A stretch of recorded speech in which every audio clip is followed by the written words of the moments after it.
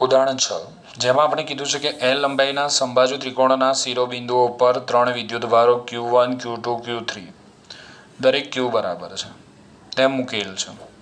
તો આકૃતિમાં દર્શાવ્યા મુજબ ત્રિકોણના મધ્ય કેન્દ્ર પર મૂકેલા કેપિટલ Q વિદ્યુતભાર પર લાગતું બળ શોધો. હવે આ દાખલાની અંદર આપણે આકૃતિ આપેલી છે. એવું જરૂર નથી કે તમને આકૃતિ આપેલી હોય જ. ના આપેલી હોય તમારે માગવાની નથી સાહેબ જોડે કે સાહેબ અહીંયા આકૃતિ નથી આપેલી, આકૃતિ મહેરબાની કરીને અમને આપો. આકૃતિ કઈ રીતે દોરવાની છે એ આપણે સમજીએ. ધ્યાન આપજો. ચલો આપણે એક સમબાજુ ત્રિકોણ લઈ લઈએ આ રીતે.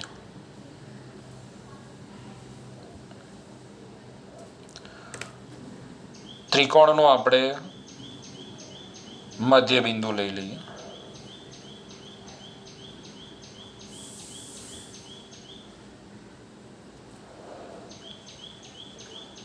આ રીતે ત્રિકોણને આપણે નામ આપી દઈએ ABC. મધ્ય કેન્દ્રને આપણે નામ આપી દઈએ O. તો આપણને ખબર છે કે ત્રિકોણના મધ્ય કેન્દ્રથી ત્રિકોણના શિરોબિંદુઓ સમાન અંતરે આવેલા હોય R R R. હવે આ અંતર આપણે શોધવું છે કઈ રીતે શોધી શકાય? તો એક કામ કરો, ED લંબ BC દોરો.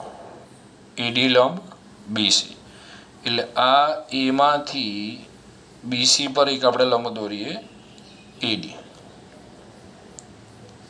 ED O નહીં, ખાસ ધ્યાન રાખજો. હવે આખો એંગલ કેટલો છે? 60. તો આ જે એંગલ છે એ કેટલો થશે? 30 થશે ને. આ 30 અને બાકીનો 30. ધારી લઈએ કે ત્રિકોણની બાજુની લંબાઈ L, આ BC L. તો BD કેટલા થશે? L/2. CD કેટલા થશે? L/2. L ના અડધા થયા. ખબર પડી કે ના પડી? L/2 L/2. હવે શું કરો? ચલો ત્રિકોણ OBD લઈ લો. ત્રિકોણ OBD માં દેખાયો? OBD માં cos 30 લઈ લો. ચલો cos 30 એટલે પાસેની બાજુ કઈ? BD ભાગ્યા કણ કયો થશે? OB. cos 30 ની વેલ્યુ કેટલી? √3/2. BD કેટલા? L/2. OB કેટલા? R. Okay, 2 cut. R ને કરતા બનાવીએ તો R is equal two L/√3 થાય. તો R બરાબર આપણે અહીંયા લખી શકીએ કે માટે R is equal two AO is equal two BO is equal two CO is equal two L/√3. પરીક્ષામાં આપણે આ લખવાનું છે. હવે ત્રિકોણના ત્રણેય શિરોબિંદુઓ પર આપણે સ્મોલ q વિદ્યુતભાર મૂકી દઈએ. અહીંયા સ્મોલ q, અહીંયા સ્મોલ q, અહીંયા સ્મોલ q અને કેન્દ્ર પર આપણે કેપિટલ Q વિદ્યુતભાર મૂકી દઈએ. હવે આ ત્રણેય વિદ્યુતભારો વડે આપણે કેપિટલ Q વિદ્યુતભાર પર લાગતું પરિણામી બળ શોધવું છે. ઓકે, શોધી નાખીએ. તો એ પર મૂકેલા સ્મોલ q વિદ્યુતભારને લીધે કેપિટલ Q વિદ્યુતભાર પર લાગતા બળની દિશા શોધીએ તો કઈ રીતે શોધાય? તો બંને પોઝિટિવ ચાર્જ છે, બંને વચ્ચે અપાકર્ષી બળ લાગશે. આથી બંને વિદ્યુતભારો એકબીજાથી દૂર જશે એટલે કેપિટલ Q જે છે એ સ્મોલ q વિદ્યુતભારથી દૂર જશે. એટલે આ કેપિટલ Q વિદ્યુતભાર પર સ્મોલ q વિદ્યુતભાર વડે લાગતા બળની દિશા થશે, જેને આપણે કહી દઈએ F1 કહી દઈએ. હવે આ સ્ટેપ આપણે એક કામ કરીએ, લખી નાખીએ. કઈ રીતે? તો એ પર મૂકેલા સ્મોલ q વિદ્યુતભારને લીધે q પર લાગતું બળ, જેને આપણે F1 કીધું છે. પહેલા હું મૂલ્ય લખું છું. તો મૂલ્ય કઈ રીતે લખાશે? K capital Q small q ભાગ્યા એ ઓ સ્ક્વેર લખી શકીએ, પણ એઓ બરાબર આપણે આર લઈ લઈએ તો આરનો સ્ક્વેર. હવે જો આ બળને સદિશ સ્વરૂપે લખું તો બળની દિશામાંનો એકમ સદિશ મૂકવો પડે. તો આ બળ કઈ દિશામાં લાગે છે? એથી ઓની દિશામાં. તો F1ની દિશામાંનો એકમ સદિશ કયો થાય? એ ઓ કેપ. આવું લખીએ આપણે એ ઓ કેપ. આર કેપની જગ્યાએ હું એ ઓ કેપ લખું છું. આર કેપ લખી શકાય. તો તમને એમ થાય કે સાહેબ એ ઓ કેપ શું છે? તો જ્યાં હું લખું એ ઓ કેપ એ એથી ઓની દિશામાંનો એકમ સદિશ છે. ચલો પહેલા સૂત્રમાં ખબર પડે છે. હવે બી પર મૂકેલા વાક્ય રચના લખી નાખીએ. ચલો બી પર મૂકેલા સ્મોલ ક્યુ વિદ્યુતભારને લીધે કેપિટલ ક્યુ વિદ્યુતભાર પર લાગતું બળ કઈ દિશામાં મળશે? બંને પોઝિટિવ ચાર્જ એટલે કેપિટલ ક્યુ વિદ્યુતભાર બી પર મૂકેલા વિદ્યુતભારથી ક્યાં જશે? આ રીતે આમ દૂર જશે. એટલે બળની દિશા આપણને કઈ દિશામાં મળે? બીથી ઓની દિશામાં. ખબર પડે છે ને? બી પોઝિટિવ ચાર્જ છે, બંને એકબીજાથી દૂર છે. તો ક્યુ એ સ્મોલ ક્યુથી દૂર જશે, એ બળની દિશા થશે. સૂત્ર લખવું હોય તો કઈ રીતે લખાય?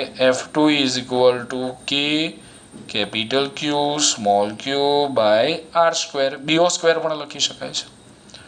અને બળને સદિશ સ્વરૂપે દર્શાવીએ તો બળની દિશામાં એકમ સદિશ. તો બળ કઈ દિશામાં લાગે છે? બીથી ઓની દિશામાં. તો શું લખી શકાય? BO cap. સમીકરણ નંબર 2. આ સમીકરણમાં તમે આરની વેલ્યુ પણ મૂકી શકો છો L/√3. આપણે નથી મૂકવી. ચલો હવે ત્રીજું સ્ટેપ. સી પર મૂકેલા સ્મોલ ક્યુ વિદ્યુતભારને લીધે કેપિટલ ક્યુ વિદ્યુતભાર પર લાગતું બળ. તો સી પર આ સ્મોલ ક્યુ વિદ્યુતભાર છે, એના લીધે કેપિટલ ક્યુ વિદ્યુતભાર પર લાગતું બળ. તો બંને પોઝિટિવ ચાર્જ કેપિટલ ક્યુ વિદ્યુતભાર એ સી પર મૂકેલા વિદ્યુતભારથી દૂર જશે એટલે બળ આ દિશામાં લાગશે, જેને આપણે કહી દઈએ F3. કઈ દિશામાં લાગે છે? સી થી ઓની દિશામાં બળ લાગે છે. સૂત્ર લખવું હોય તો F3 is equal to k capital Q small q by CO square. CO સ્ક્વેરની જગ્યાએ આપણે લખીએ છીએ આર સ્ક્વેર. અને બળને સદિશ સ્વરૂપે લખીએ તો બળની દિશામાંનો એકમ સદિશ. તો બળની દિશામાંનો એકમ સદિશ કયો થશે? CO cap. એ જ રીતે તમારે જ્યાં જ્યાં લખવું હોય તો લખી શકાય કે BO એટલે બી થી ઓની દિશામાંનો એકમ સદિશ. CO કેપ એટલે સી થી ઓની દિશામાંનો એકમ સદિશ. ચલો અહીંયા સુધી ખબર પડે છે. એકદમ સિમ્પલ રીતે ચલાવું છું. હવે કેપિટલ ક્યુ વિદ્યુતભાર પર લાગતું પરિણામી બળ. ક્યુ વિદ્યુતભાર પર લાગતું પરિણામી બળ F ઇઝ ઇક્વલ ટુ સદિશ F is equal two F1 સદિશ પ્લસ F2 સદિશ પ્લસ F3 સદિશ. ચલો ત્રણે ત્રણમાંથી કોમન શું નીકળી જશે? તો ત્રણે ત્રણમાંથી કોમન નીકળી જશે k capital Q small q by r square. કૌંસમાં આવશે AO cap plus BO cap plus CO cap. F is equal to. હું એક જોરદાર વાક્ય લખી નાખું છું એટલે દાખલો પતી જાય. પરંતુ AO cap plus BO cap plus CO cap is equal to 0. તો આ થઈ ગયું 0. 0 multiply by k capital Q small q by r square. તો F બરાબર થઈ ગયું 0. તો કેપિટલ ક્યુ વિદ્યુતભાર પર લાગતું પરિણામી બળ આપણને 0 મળ્યું. પણ તમને એક પ્રશ્ન થાય, why sir AO cap plus BO cap plus CO cap is equal to 0? Okay, સમજીએ. 11મા ધોરણની અંદર યાદ છે, જો સદિશો બંધ આકૃતિ રચે તો સદિશોનો સદિશ સરવાળો કેવો થાય? સાહેબ ફરીથી કહો તો સાંભળો. જો સદિશો બંધ આકૃતિ રચે તો સદિશોનો સદિશ સરવાળો શું થાય? શું થાય? 0. તો અહીંયા આપણે સદિશોની જગ્યાએ એકમ સદિશો લીધા છે. હવે AO સદિશ આ રહ્યો, અહીંયા ધ્યાન આપજો ભાઈ. AO સદિશ આ રહ્યો, જેને આપણે કીધું છે F1. BO એકમ સદિશ આ દિશામાં છે, આ રહ્યો, જેને આપણે શું કીધું છે F2 CO એકમ સદિશ આ દિશામાં છે, જેને આપણે શું કીધું છે F3. ઓકે, તો અહીંયા એકમ સદિશો બંધ આકૃતિ રચે છે, તો એમનો સરવાળો કેવો થશે? શૂન્ય થશે. બીજી રીતે પણ કહી શકાય કે અહીંયા જે કેપિટલ ક્યુ વિદ્યુતભાર પર બળો લાગે છે એ બળો બંધ આકૃતિ રચે છે. બંધ આકૃતિ રચે છે, ખાલી MCQમાં પૂછાય તો આ રીતે કહી શકાય કે સદિશ F1 પ્લસ સદિશ F2 પ્લસ સદિશ F3 બરાબર 0. કારણ કે કેપિટલ ક્યુ વિદ્યુતભાર પર જે બળો લાગે છે બળો બંધ આકૃતિ રચે છે. આથી આ બળોનો સદિશ સરવાળો કેવો થાય? શૂન્ય. અને બીજી રીતે આપણે આ દાખલાની રીતે કહીએ તો આ એકમ સદિશો બંધ આકૃતિ રચે છે, આથી એમનો સરવાળો કેવો થશે? શૂન્ય થશે. માટે AO કે પ્લસ BO કે પ્લસ CO કે ઇઝ ઇક્વલ ટુ 0. પતી ગયો દાખલો. સદિશ F ઇઝ ઇક્વલ ટુ 0. આ દાખલાને આપણે સદિશની રીતે પણ ગણી શકીએ છીએ. તમે F1ના ઘટકો લખો, F2ના ઘટકો લખો, F3ના ઘટકો લખો, એ રીતે પણ ગણી શકો છો. પણ એ રીતે હું નથી ગણાવતો, કારણ કે બુકમાં આપણને આ રીત આપેલી છે. જૂના સિલેબસની અંદર આ જ દાખલો હતો જે સદિશના આધારે ગણવામાં આવતો હતો. F1ના ઘટકો, F2ના ઘટકો, F3ના ઘટકો, ત્યારબાદ એમનો સરવાળો કરવામાં આવતો હતો.